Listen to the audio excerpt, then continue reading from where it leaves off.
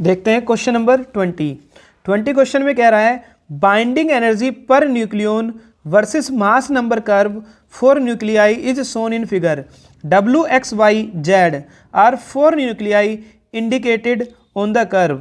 Identify which of the following nuclei is most likely to undergo nuclear fission, nuclear fusion. Justify your answer. ये graph दिया है question में, आपको justify करना है अपना आंसर. सबसे पहले मैं आपको थोड़ी सी चीज़ें क्लियर कर देता हूँ कि बाइंडिंग एनर्जी पर न्यूक्लियन अगर कोई कर्व दिया है वो उस न्यूक्लियस की स्टेबिलिटी को दर्शाता है. किसको डिनोट करता है? स्टेबिलिटी को. किसी भी न्यूक्लियस की बाइंडिंग एनर्जी पर न्यूक्लियस जितनी ज़्यादा होगी वो एलिमेंट उतना ही ज़्यादा स्टेबल होगा, मतलब वो न्यूक्लियर फिजन और फ्यूजन उतना ही कम करेगा. ये समझ लीजिए आप.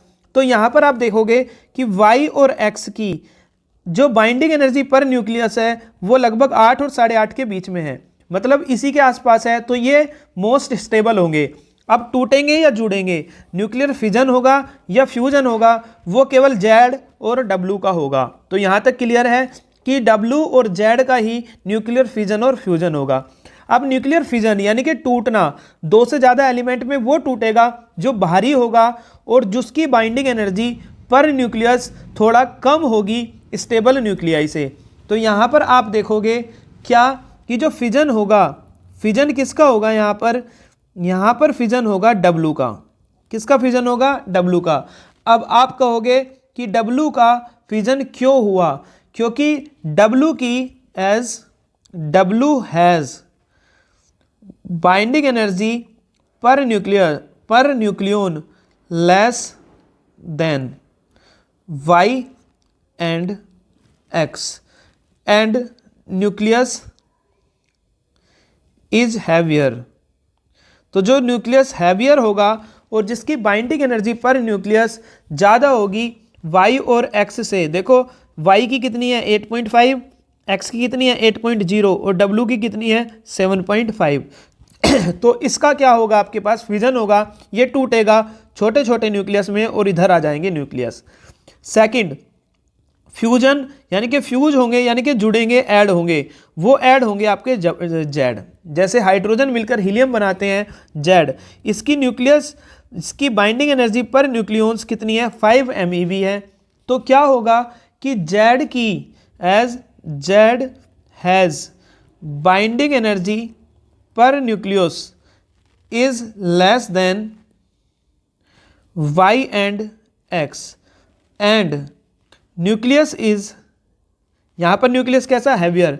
यहाँ पर न्यूक्लियस इज क्या है? Smaller in size. तो यहाँ पर आप देखोगे कि किसका ज़्यादा होगा? आपके पास फिजन. कौन टूटेगा? जिसका मास नंबर ज़्यादा होगा और बाइंडिंग एनर्जी कम होगी.